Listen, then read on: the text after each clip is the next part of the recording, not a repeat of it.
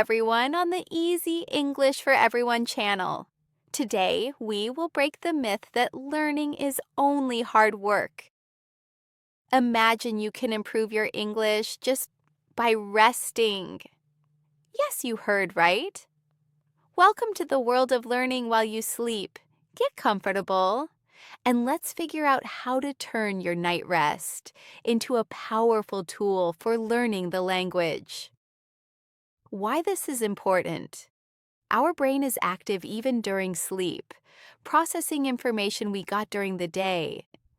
Using special audio techniques, we can direct this work to help remember words and grammar structures. This is not magic, but a scientific way to make your learning much faster, using the time we already spend on sleep. So get comfortable and listen to this video while you sleep. Enjoy watching. Learn English while you sleep. My daily activities. It all started with a sense of desperation. I was staring at my laptop screen, having rewatched my favorite sitcom countless times. First with subtitles in my native language, then with English subtitles, and finally without any. I realized I only understood isolated phrases like, "How you doing?" "Oh my God," and "we were on a break." But I couldn't grasp the flow of natural conversation. I was losing motivation. English felt like an impenetrable fortress, and I couldn't find a way in. Then, one evening, while browsing YouTube, I stumbled upon a video titled, "Learn English While You Sleep, The Secret of Hypnopedia." I was skeptical. It sounded like another gimmick. But something pushed me to watch it until the end. The creator explained how our brains continue working during sleep, processing information absorbed throughout the day. The idea wasn't to magically learn new words overnight, but to reinforce what I had already encountered before bed. I decided, why not? I have nothing to lose. That decision changed everything.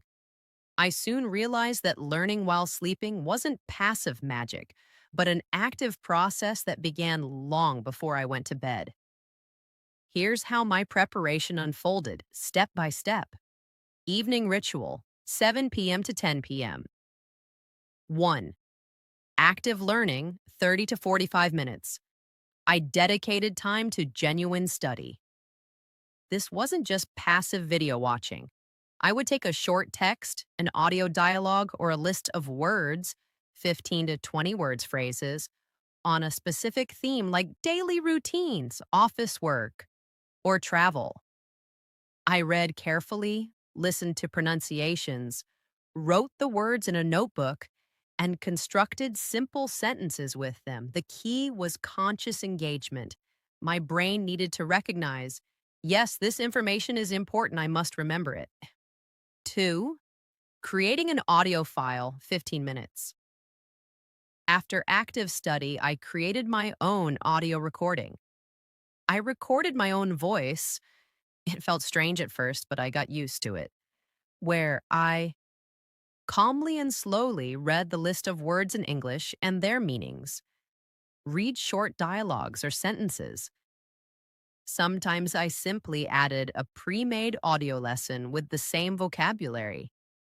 The pace of speech had to be slow, with pauses between phrases long enough, 5 to 7 seconds, for the brain to digest the information even during sleep 3. Setting the environment, 9:30 p.m. An hour before sleep, I dimmed the bright lights. I stopped using social media and avoided watching TV. Instead, I read a book or listened to calm music. This helped quiet my mind and prepare it for absorption.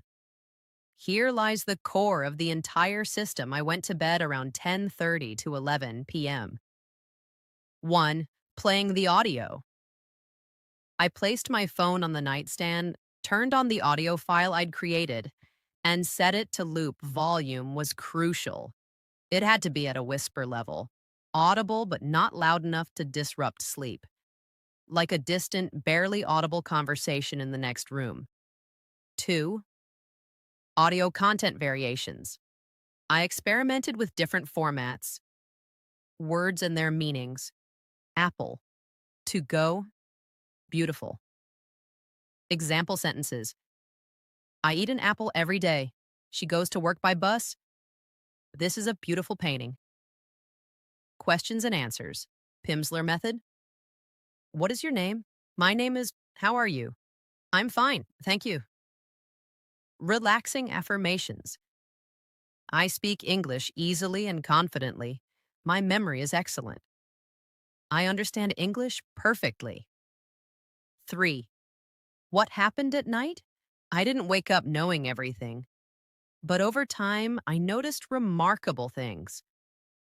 When I woke up at night to drink water, I'd hear delicious from the speaker, and my mind instantly supplied the meaning it didn't feel like learning.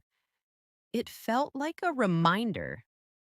My brain, organizing information during deep sleep, slow wave sleep, used these audio cues to better index and store new words. Sleep was only half the battle. Without morning reinforcement, the effect would have been weaker. 1. The first 15 minutes after waking. I didn't play the audio. Instead, I took the same notebook I'd used the previous evening and skimmed through the words and phrases. This was when the magic happened. The words surfaced from memory with incredible ease. They no longer felt foreign. They felt familiar, as if I'd known them for a long time. 2. Breakfast with audio, 10 minutes. While making coffee and eating breakfast, I played the same audio file at a normal volume. Now, I wasn't just passively listening. I actively repeated the words aloud, mimicking the intonation. 3. Brief practice, same day evening. In the evening, before starting a new cycle, I spent 10 minutes revisiting the previous day's topic. I tried to create a short story with the learned words or simply recited them with my eyes closed. My daily schedule. Sample. 7:30 to 8:15 p.m. active study. Topic: food, learning words, apple, bread, delicious, to cook, recipe, etc. Reading a text about healthy eating. 8:15 to 8:30 p.m. recording audio. Apple, bread. This bread is delicious. 9:30 to 10:30 p.m. relaxation, reading, calm music, planning for the next day. 10:30 p.m. preparing for sleep, turning on the audio at low volume, falling asleep. 7 a.m. waking up, reviewing the notebook with food vocabulary.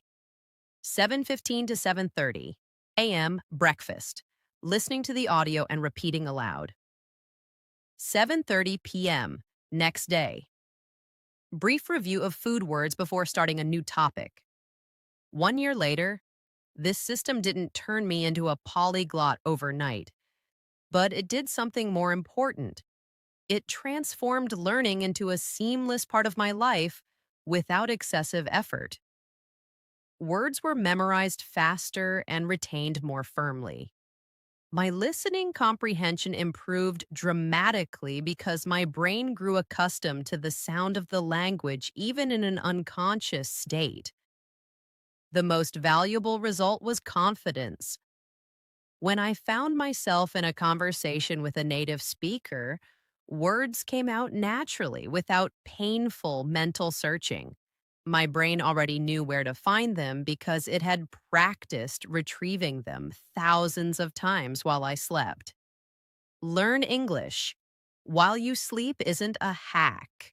It's an intelligent way to harness your brain's resources. It's a bridge between conscious effort and subconscious absorption. And that bridge led me to a goal that once seemed entirely out of reach. After a few months of routine practice, something remarkable began to happen. I noticed my thought processes starting to shift. Waking up in the morning, I would sometimes catch myself thinking in a formulated thought, the foreign language. It wasn't a conscious effort. It felt like waking up with a part of another personality that operated with different cognitive categories. I decided to deepen the experiment. I moved beyond simple word lists and began creating entire audio stories. I would record myself narrating fictional tales in a calm, storytelling voice, using the vocabulary I was learning. For instance, instead of dryly listing words about nature, I created an audio walk through a forest. You are walking along a narrow path. The tall trees are whispering above you. You can smell the damp earth and hear the distant sound of a stream. The result was astounding. My brain stopped merely memorizing translations. It began building neural connections within the framework of whole images and situations. Listening to these stories during sleep felt like downloading an alternative experience. The most fascinating change, which I called the third ear effect, manifested in my daily work. I operated in an environment where the foreign language was ambient background noise. In the office, at cafes, through music streaming services. Then one day, I realized my attention had begun automatically hooking onto the very words and phrases I had listened to at night. If the previous week I had reinforced the theme of business negotiations, then now, accidentally overhearing a fragment of my colleagues' conversation, my consciousness would instantly isolate those familiar constructions from the audio stream.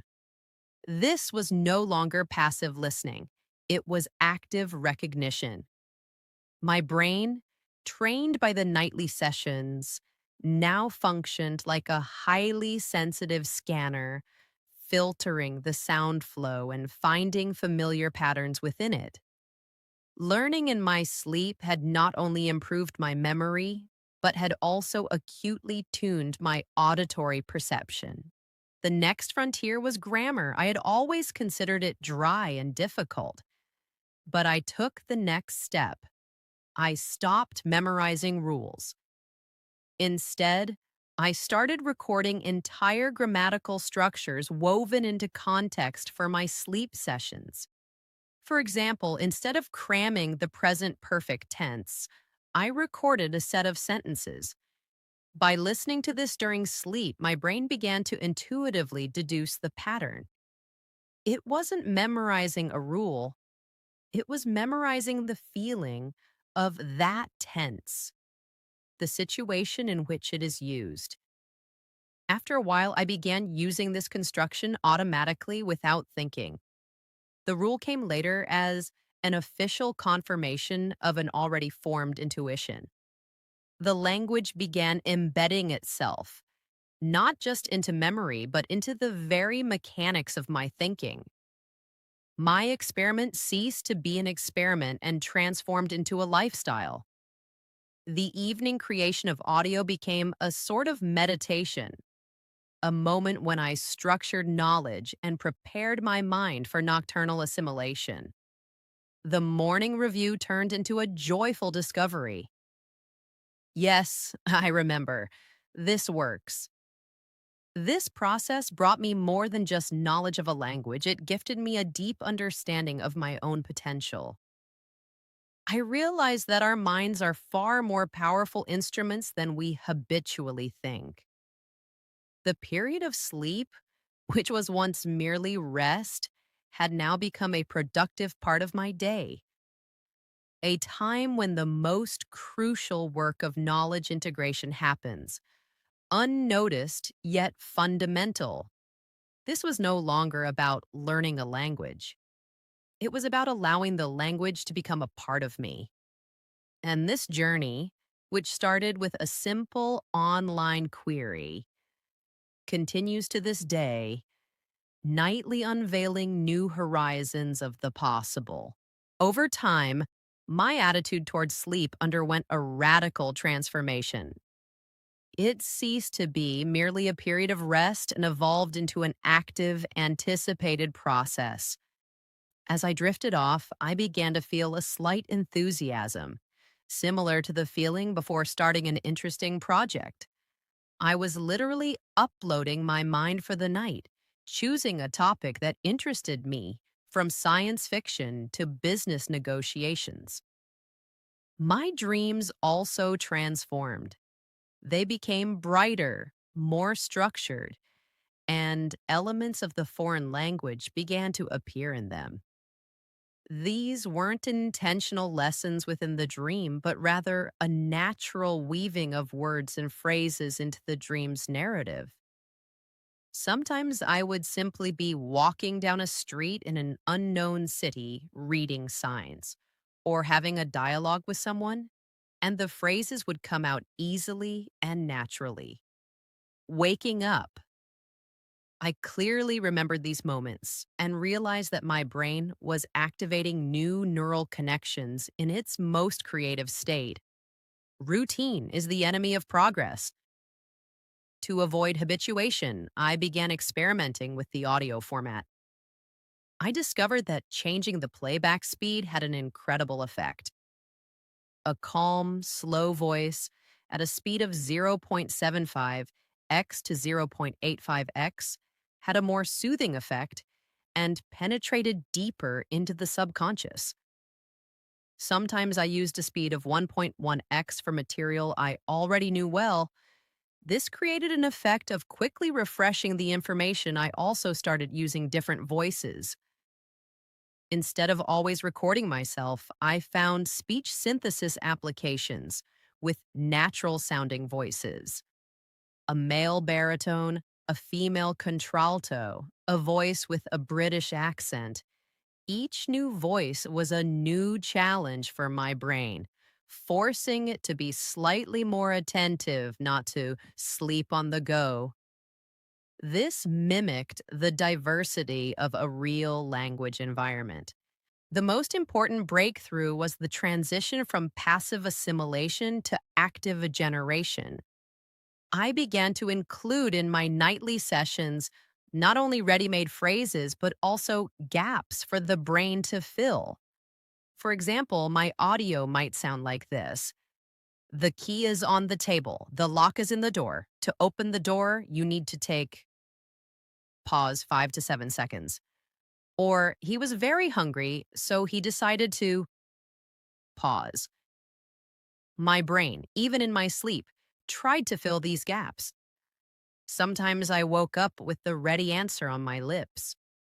This technique taught me not just to memorize, but to think within the framework of the language, to build logical chains and anticipate the development of events. It was a transition to a level of fluent mastery. Today, the language has become for me not a subject of study, but an environment for existence. My daily learning is simply living with a smile of awareness that the process never stops. The morning begins not with review, but with the feeling of ease with which words are retrieved from memory. The day is filled with moments of recognition, when I hear in real life the same constructions that were playing at night. And the evening is a time for creativity, when I prepare new material for my nightly journey, now more often not by recording, but simply by choosing ready made audiobooks, podcasts, or even dictations.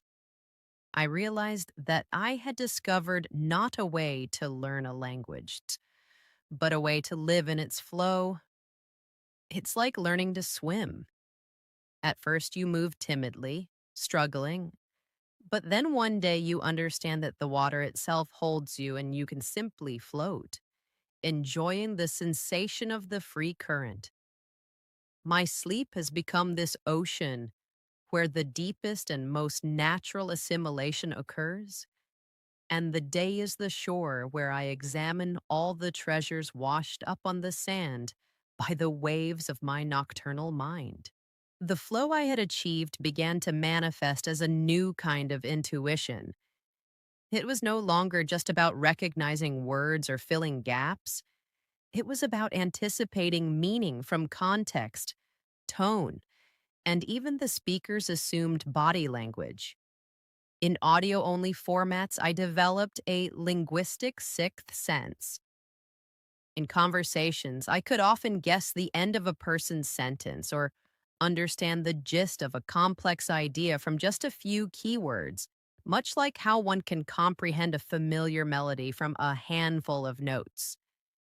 This wasn't clairvoyance, but the result of my brain having processed thousands of linguistic patterns and contextual clues during those nocturnal hours.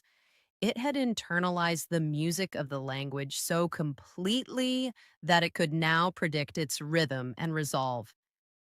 My comprehension shifted from a step by step translation to an instantaneous, holistic grasp, as if the language had bypassed my analytical mind and tapped directly into my intuition. The most profound change was not in how I spoke, but in how I thought. I began to notice that my internal monologue was no longer confined to a single linguistic track. Instead, my mind started to operate like a bilingual operating system, effortlessly switching between platforms depending on the task or emotion. Certain concepts, jokes, or professional terms naturally emerge in their original language as they were first encoded in that state. I didn't feel like two different people, but rather a single consciousness with a vastly expanded toolkit for thinking. Some emotions were more precisely captured in one language, while logical structures felt more robust in the other. My sleep learning had effectively rewired the very architecture of my cognition, building new rooms and corridors in the mansion of my mind. It was no longer about accessing a foreign language, but about having a richer, more nuanced palette with which to paint my thoughts. Eventually, the need for constant audio input began to diminish. I had reached a point where the external catalyst was no longer necessary to trigger the internal process. The silent symphony of the language was now permanently playing in the background of my subconscious. I would go to sleep simply by setting an intention. Tonight, I will consolidate advanced conversational patterns, or I will explore technical vocabulary for my project. Without a single sound playing, my mind would autonomously organize and reinforce these areas. Waking up felt like accessing a newly optimized system. The final stage was realizing I had become a conduit for the language, not just a student of it. It flowed through me as naturally as my breath. The boundary between learning and using had dissolved completely. The ocean of my sleep and the shore of my waking life had merged into a single continuous landscape, and I was no longer a visitor on the beach, but a native of both the land and the sea. A profound shift occurred when I realized I had stopped preparing learning materials altogether.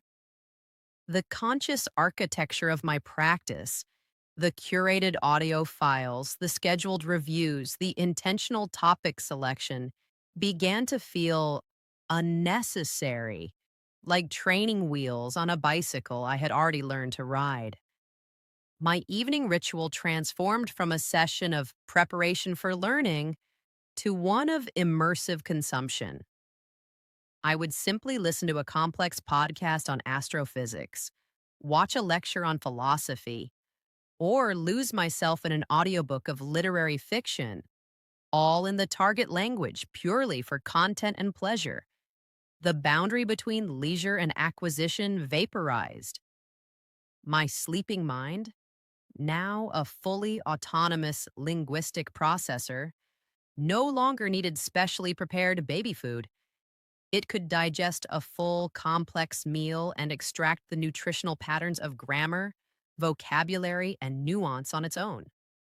The method had become invisible, and all that remained was the living, breathing engagement with the language as a medium for thought. Then came a development I never anticipated: the organic development of a personalized idiolect. It wasn't just that I was fluent, it was that the language had become mine. I began to naturally use regional colloquialisms I had picked up from various speakers, developed my own subtle speech rhythms, and even crafted a unique sense of humor within the language's framework. This wasn't a conscious imitation, but a crystallization of all the input my brain had absorbed and reprocessed during thousands of hours of sleep. My accent, once a point of self consciousness, settled into a neutral yet distinctly characterful melody that native speakers often described as familiar but unplaceable. The language was no longer a suit I put on. It had woven itself into the very fabric of my personality, allowing me to express a version of myself that was both authentically me and authentically a speaker of this new tongue. I had not just learned a language, I had grown a new limb of my identity. The final and perhaps most humbling stage was the effect this journey had on my perception of my native language. Achieving such deep fluency in a second language held up a mirror. To my first, I became acutely aware of the quirks, the untranslatable concepts, the hidden assumptions, and the sheer arbitrary beauty of my mother tongue. I understood its strengths and its limitations. This bilingual consciousness created a meta awareness of language itself as a system. I could now think about thinking, observing how each language carved up reality in slightly different ways. This didn't dilute my native language, it enriched it. I found a new appreciation for its unique textures and sounds, hearing it almost as a foreigner would, with fresh ears and a rekindled sense of wonder. The journey outward into a new language had paradoxically become the deepest possible journey inward, revealing that the ultimate treasure washed ashore was not just fluency, but a profound understanding of the nature of communication, thought, and the self. Thank you for watching. I hope this video was helpful for you. If you liked it, please subscribe to the channel Easy English for Everyone. It helps me a lot. Goodbye and happy learning.